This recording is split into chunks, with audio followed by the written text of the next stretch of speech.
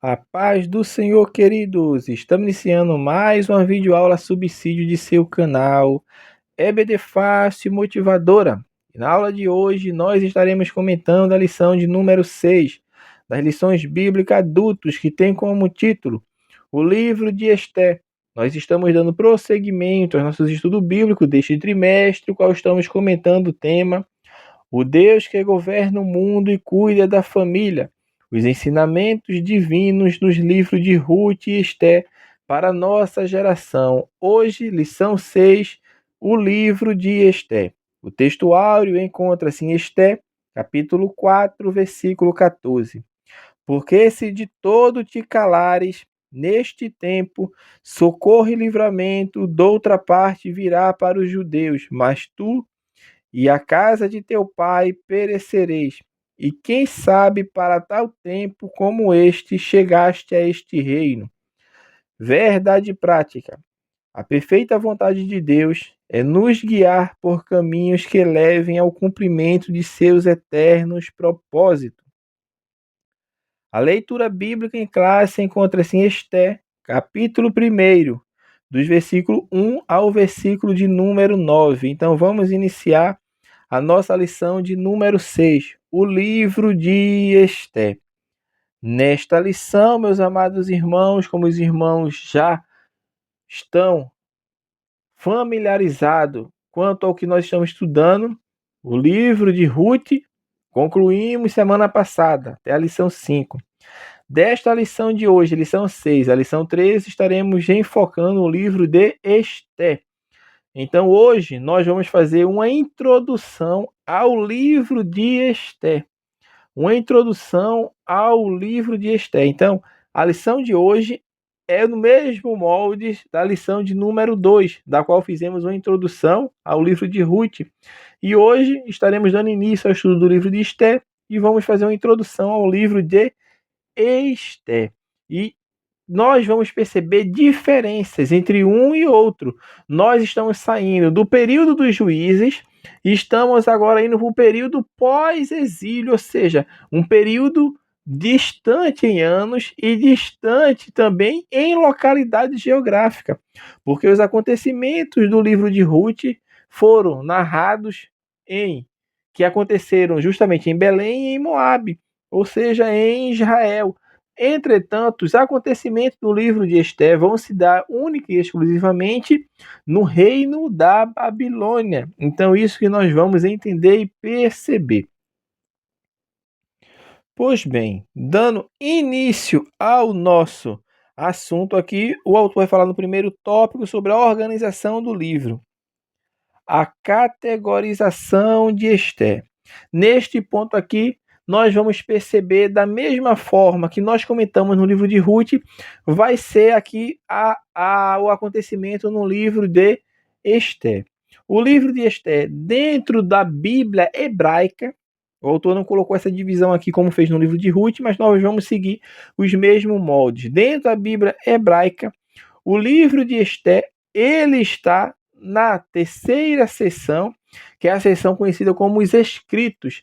Dentro desta seção existem 11 livros, e dentro destes livros, o livro de Esté está inserido, bem como também o livro de Ruth, ou seja, está na seção dos Escritos.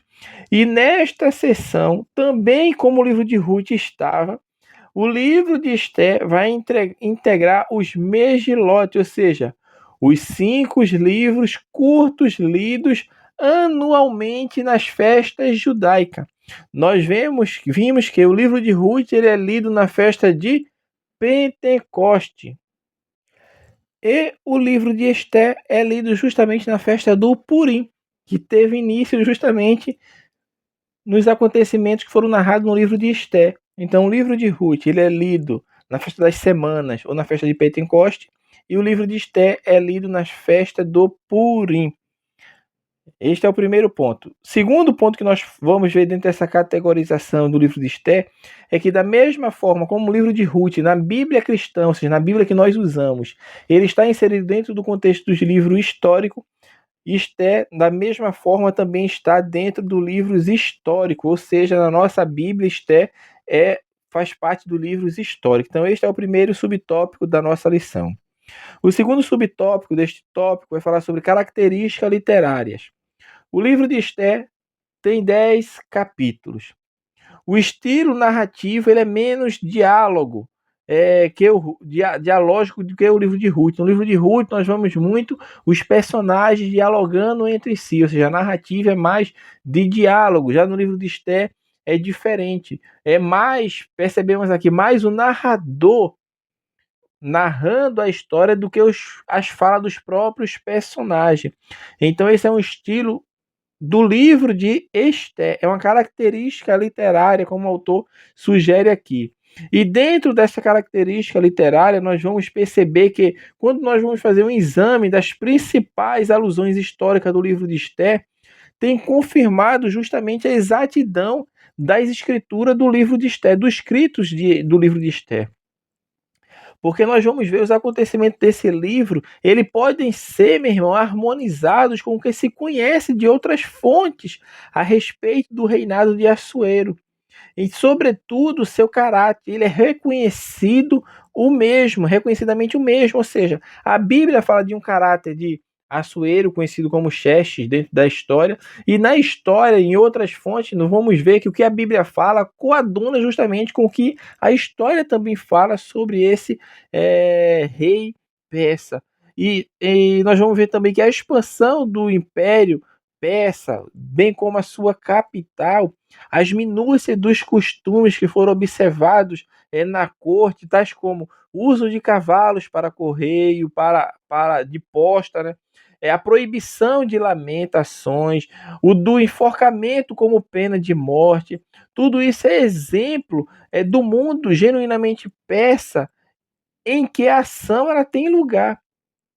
Outra coisa importante também que nós vamos ver a confirmação dos acontecimentos narrados em Esther é a descoberta da palavra puro, P-U-R-U, puro, em que um dado confirmou a dependência do mundo antigo da ideia de destino e transformou o que anteriormente parecia historicamente improvável, como a explicação da origem de Purim, em um incidente que precisa ser levado a sério.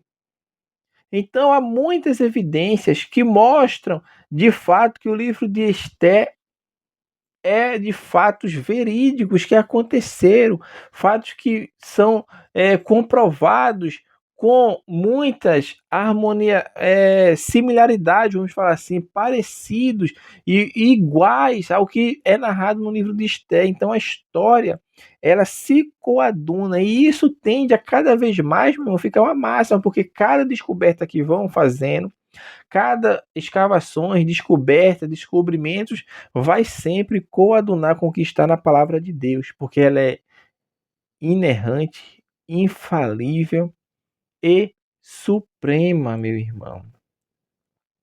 Suprema. Dentro dessas características literárias também, nós vamos ver que o livro de Esther apresenta uma narrativa concentrada nos judeus que ficaram na Babilônia, mais propriamente na capital Suzã, sob domínio persa. Então, na verdade, o livro de Esther, ele tem a cidade de Suzã como palco de todo o relato. Essa história ela não acompanha nenhum personagem fora do palácio, nem fora dos arredores do reino, nem mesmo Assuero, que dentro do período histórico descrito em Esther, ele passou 4 anos, meu irmão, na sua mal-sucedida campanha contra os gregos, como é narrado na história secular. Então, Esther é o único livro da Bíblia do período pós-exílico cujo cenário de narrativa dá-se inteiramente em terras do cativeiro babilônico. Esther registra fatos ocorridos ao longo de 10 anos, durante o período de Assuero, que na história secular é chamada de Xerxes, filho de Dário, que governou a Pérsia justamente por 21 anos. Então a história de Esther, dentro desse contexto literário também, a história está situada cronologicamente entre o capítulo 6 de Esdras e o capítulo 7. Então, dentro desse intervalo de tempo foi que deu-se o acontecimento do livro de Esther. O terceiro subtópico, o autor vai falar sobre autoria e data. Neste ponto aqui, nós já vamos responder de forma simples, rápida e clara. Quem é o autor do livro de Esté? Não sabemos, é um autor desconhecido, meu irmão. E muitos estudiosos consideram que o livro foi escrito por um judeu que viveu na Pérsia, pelo fato de o autor ele demonstrar um amplo conhecimento da cidade de Suzã, da sua estrutura, além dos importantes documentos persas. Então, possivelmente, o autor foi um judeu que viveu em Suzã durante o período que é relatada a história aqui. Então, considerando essa possível autoria e justamente algumas evidências internas, o que acredita-se que o livro de Esté foi datado ainda no século 5 a.C., logo após a morte do rei Assuero ou Xerxes, né? E outro fator que é levado em conta para essa datação é justamente a de ordem linguística, porque o autor do livro de Esté empregou algumas palavras persas em meio ao hebraico, mas não tem meu irmão, nenhum uso nem de expressões originárias do grego, o que revela mais uma vez um estilo que foi anterior à ascensão grega. Porque quem dominou sobre os medo-persas foi o grego, justamente através de Alexandre o Grande, a partir do ano 330 a.C. Então, sugere-se que o autor possivelmente foi um autor do século V, ou seja, antes do Império Grego dominar o Império Medo-Persa e subjugá-lo. Então, isso é o que nós compreendemos aqui, vamos entender justamente por essas características internas do livro de Esté, que nos mostra ali uma literatura sem nenhuma expressão grega, sem nenhum linguagem, expressão grega, mas apenas hebraico com algumas palavras em persa. Além disso, o autor do livro de Esté estava muito familiarizado com o funcionamento do palácio, inclusive o sistema de aconselhamento do qual o rei dispunha para assuntos políticos, como nós vemos essa narrativa dentro do livro de Esté. E o vocabulário, ele tem um toque inequivocadamente persa. E a própria narrativa provém de um cenário da administração imperial. Então, isso que nós vamos entender e perceber justamente dentro deste contexto. O autor prossegue já no tópico 2, falando sobre um contexto histórico. Vai falar o povo hebreu no exílio. Neste ponto aqui, o autor vai frisar justamente esta ocasião que temos que ter uma compreensão desse contexto histórico. O contexto histórico é os acontecimentos, em que período se deu e quais as formas, quais a situação que o povo estava vivendo à época. Então, temos que compreender esse contexto histórico, mas antes de tudo, para entendermos esse contexto histórico do povo hebreu no exílio, nós vamos entender que o povo hebreu foi levado ao exílio não de forma única, ou seja, de uma única leva, como nós falamos, mas aconteceu de forma gradual, ou seja, a primeira leva de judeus, da qual Daniel estava incluído, bem como seus amigos, estava dentro da primeira leva de judeus, que a primeira leva de judeus que foi levado para a Babilônia aconteceu no ano 605 a.C., foi uma leva de pessoas da nobreza, pessoas que exerciam alguma influência dentro de Jerusalém, dentro, vamos falar assim, de Israel.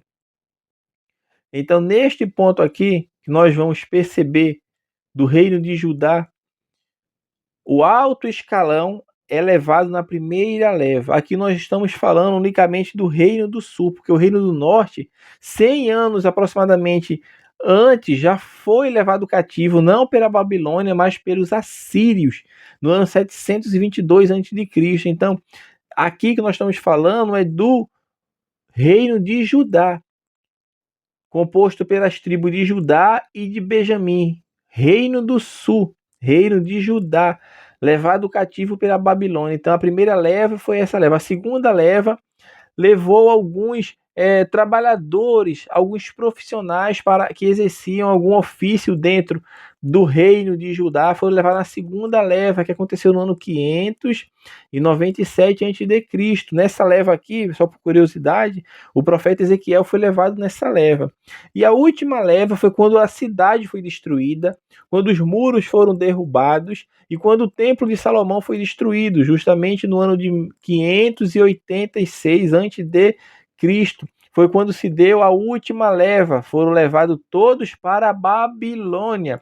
Então, a contagem dos 70 anos de cativeiro, ela se dá justamente no período da primeira leva. Dentro da primeira leva do ano 600, aproximadamente 605, 606 a.C., é que começa-se a contar o período de 70 anos do qual Deus revelou a Jeremias. Jeremias profetizou e falou no seu livro que o período do exílio babilônico seria o de 70 anos. Então, dito isto, o que nós vamos entender aqui? Outro ponto importante é que o povo é levado para o exílio não é porque era um povo que estava unicamente ali sendo deportado, sendo conquistado por outra nação. Não. Não foi isso unicamente que aconteceu. O que aconteceu de fato ali foi plano de Deus e correção de Deus. O livro de Daniel fala sobre isso, que Deus entregou Judá nas mãos de Nabucodonosor, ou seja, foi Deus que entregou, não foi Nabucodonosor que conquistou, foi uma ação de Deus. Então, a tragédia do exílio, meu irmão, ela não pode ser interpretada como apenas a deportação de um povo para outra terra, não. Da destruição de uma cidade, não. Da destruição de um santuário central, não. Não foi só isso. Na verdade, Deus havia se retirado do meio do seu povo e entregado o povo nas mãos de Nabucodonosor. Então era uma ausência simbolizada por uma infinidade, vamos falar assim, de visões. Ezequiel vê isso, ele vê que a nuvem que estava sobre o templo, ela se retira de Judá. Então aqui, meu irmão, nós estamos vendo que não é que Nabucodonosor conquistou, foi Deus que entregou a cidade. Então isso tem que ficar claro. Então o povo foi para o exílio para ficar 70 anos no exílio. O segundo subponto, o autor vai falar aqui sobre o fim do exílio. Justamente como foi profetizado por Jeremias que o exílio duraria 70 anos. 70 anos duraria. Então passa-se o tempo, o Império Babilônico cai, e agora quem vai ser a nação proeminente naquela região é o Império Medo-Persa. Então, o exílio ele tem fim quando se finda os 70 anos.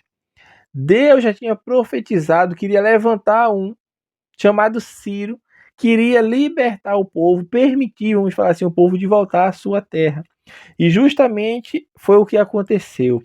Ciro conquista o Império Babilônico e dá autorização para os judeus voltarem para a sua terra natal para construir seu templo, sua cidade e suas casas. Ou seja, o exílio chega ao fim por volta ali do ano 539 a 535 a.C., que dá justamente de períodos aproximados ali, que a gente não sabe a data ao certo, que sabe que foi 70 anos. Então 70 anos se passou e Deus cumpriu com aquilo que ele tinha falado, porque o rei decretou o retorno do povo judeu a Jerusalém.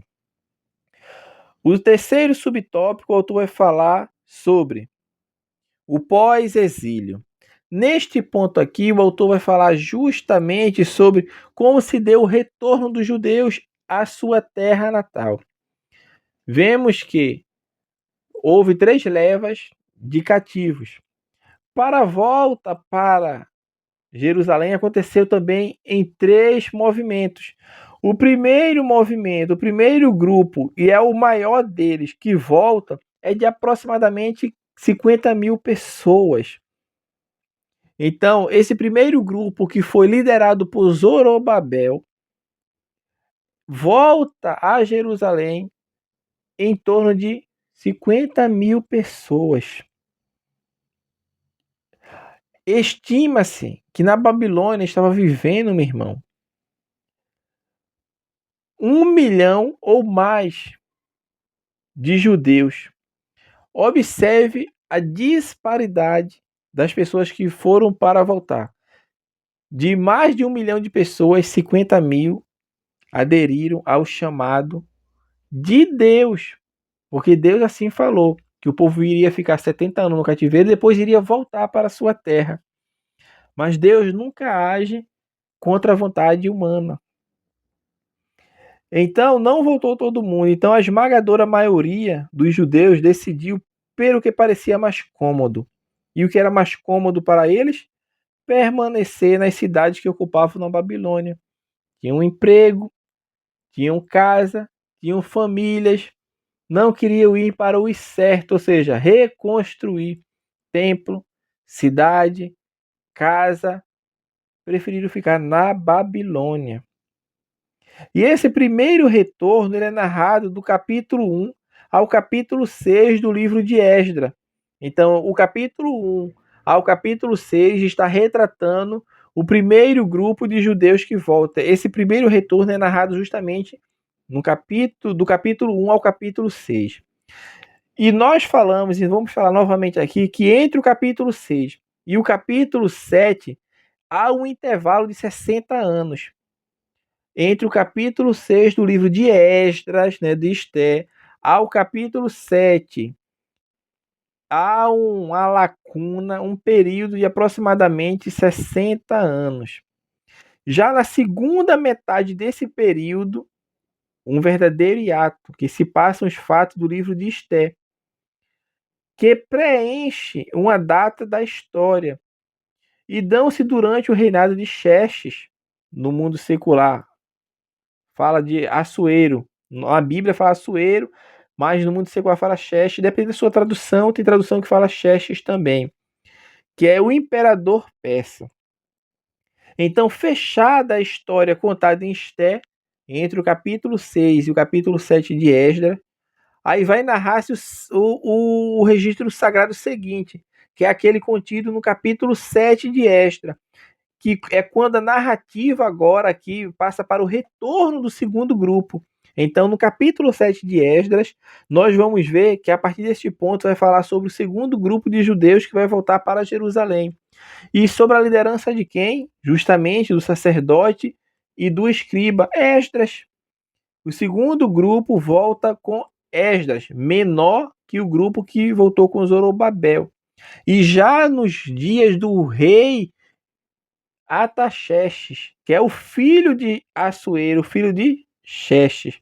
E o terceiro grupo só volta depois com Neemias. Então, o primeiro grupo volta com Zorobabel, foi o maior de todos, aproximadamente 50.000 pessoas. O segundo volta com Esdras e o terceiro com Neemias. Então, este é o período pós-exílio. Ou seja, acabou o exílio, o povo tem autorização para voltar, mas muitos não quiseram voltar. E é justamente neste terceiro tópico que nós vamos comentar agora que o autor vai falar sobre propósito e mensagem. A providência divina. Neste ponto aqui, o autor vai falar sobre a forma como os judeus adotaram o livro de Esté e nele inspiram-se ao longo da história, demonstra justamente o cumprimento do seu principal propósito. Qual o principal propósito do livro de Esté? O registro do misericordioso e providencial cuidado de Deus com o seu povo, a despeito das escolhas fora do seu propósito. Então, meu irmão, neste ponto aqui, o que nós vamos ver aqui é justamente a providência de Deus, o registro da misericórdia de Deus e da providência de Deus quanto ao seu povo, meu irmão. Porque a crise a qual o livro se refere é providencialmente prevista e depois é providencialmente vencida no momento crucial. Observe que não é empregada qualquer intervenção milagrosa. Você não vai ver nenhum milagre no livro de Esté. todos os acontecimentos registrados são resultado da circunstância em uma sequência natural. Então, toda a ação humana que nós vamos ver aqui no livro de Esté, provocando todos os eventos registrados, ele acontece sem violação do livre-arbítrio que Deus deu ao homem e sem interromper, meu irmão, o desenvolvimento normal dos assuntos humanos. Então, como um poder oculto controla todas as coisas de maneiras insuspeita, mas infalível, é o agir de Deus, é a providência de Deus agindo no livro de Esté. Nós não vamos ver milagre, nós vamos ver Deus agindo nos acontecimentos dos seres humanos, levando a sua vida. Não acontece algo de sobrenatural, não acontece algo de miraculoso, mas acontece a providência de Deus dentro dos assuntos humanos, dentro dos acontecimentos humanos. E nós vamos ver isso ao longo de nossos estudos até o final deste trimestre. O segundo subtópico, o autor vai falar sobre uma falsa estabilidade. Neste ponto aqui, ele vai mostrar a mensagem principal do livro de Esté, ou seja, uma aplicação que nós extraímos, uma mensagem que nós extraímos do livro de Esté, justamente essa advertência do grande perigo de confiar nas falsas estabilidades que as estruturas do mundo oferecem e que costumam parecer mais vantajosas. Estava tudo indo muito bem em Suzã, até surgir a ordem de destruição total dos judeus. Então a falsa segurança ela foi embora. Nós falamos, o povo foi autorizado a voltar, mas o povo estava se achando seguro. O povo estava se achando numa situação confortável. Então, meu irmão, essa falsa estabilidade é justamente essa mensagem que o livro nos mostra, que muitas vezes o mundo oferece coisas que dá uma sensação de segurança, uma sensação de cuidado, de estar seguro, quando na verdade isso é uma falsa estabilidade, é uma falsa, é uma ilusória estabilidade, uma ilusória proteção, uma ilusória segurança, meu irmão.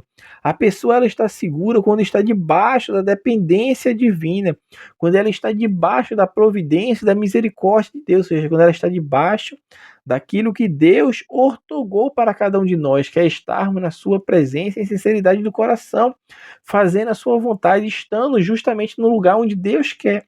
Deus tinha falado que o povo ia para o exílio, iria ficar 70 anos e iria voltar. Mas nós vimos que o povo não voltou, permaneceu em Suzã, na cidade da Babilônia. Então o que aconteceu? Que quando achavam que estava tudo bem, vem um decreto de que todos os judeus vão ser mortos, devem ser mortos. Ou seja, a falsa estabilidade, a segurança, meu irmão, aquela falsa segurança, ela foi embora. Ela foi embora. Então, a mensagem principal que o livro de Esté nos mostra é justamente isso. Uma falsa estabilidade, uma falsa proteção. E encerrando a lição, o autor vai falar sobre a festa de Purim, que é justamente a festa em que o livro de Esté é lido ao longo dos anos. Então, toda a festa de Purim, no período determinado ali no calendário hebraico, no calendário judeu, o livro de Esté é lido nessa festa, bem como o livro de Ruth é lido nas festas de Pentecoste.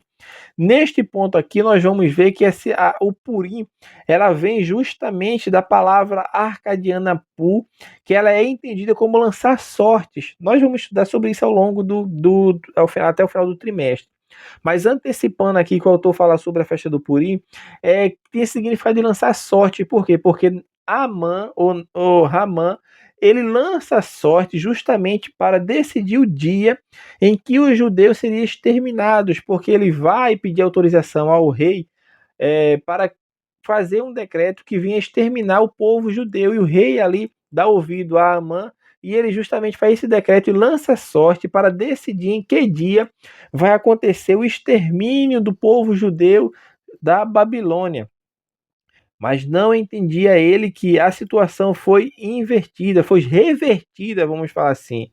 A situação ela acabou se invertendo, e no lugar de ser um dia de lamento, de choro para os judeus, porque o decreto era esse, foi um dia de alegria, porque foi feito um decreto também para que os judeus pudessem se defender e preservar a sua vida e preservar o seu povo. Então a festa, meu irmão, que comemora o Purim, ou seja, a festa do Purim, ela não comemora a tristeza de extermínio, mas ela comemora a frustração do nefasto Amã, do nefasto Amã, quando o plano dele caiu por água abaixo, diante justamente da providencial ação divina para a libertação do seu povo. Então é estabelecida a festa do Purim. Purim significa lançar sortes, porque foi uma ação de Amã, quero falar Naamã, mas é Amã, lançou sorte para decidir o dia que o povo seria exterminado, mas aquilo foi revertido, porque Deus, como nós falamos, tem o propósito nesse livro de Esté que nos deixou para que nós possamos extrair conhecimentos e aplicações práticas, bem como fortalecer a nossa fé, mostrando que Deus é um Deus de providência, é um Deus que agiu com cuidado e misericórdia nas ações humanas para livrar o seu povo.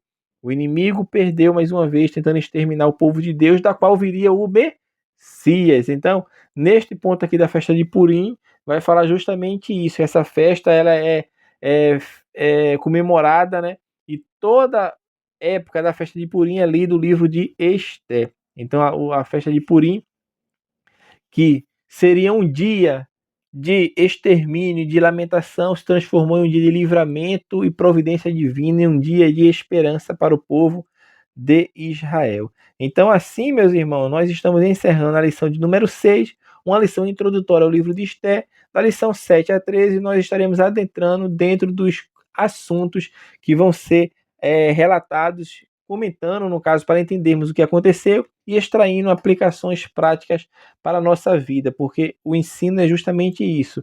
Ele deve ser bíblico, porque nós estamos estudando a Bíblia, teológico, porque nós estamos estudando a Bíblia, que foi a revelação que é a revelação de Deus para o ser humano, e ele também tem que ser prático, não ficar apenas na teoria, mas tem que ser uma praticidade na nossa vida para que venhamos a praticar justamente aquilo que está preconizado na palavra de Deus. Então, assim, nós estamos encerrando a lição de número 6, o livro de Esté. Que Deus abençoe os irmãos e até a nossa próxima aula, se o Senhor permitir.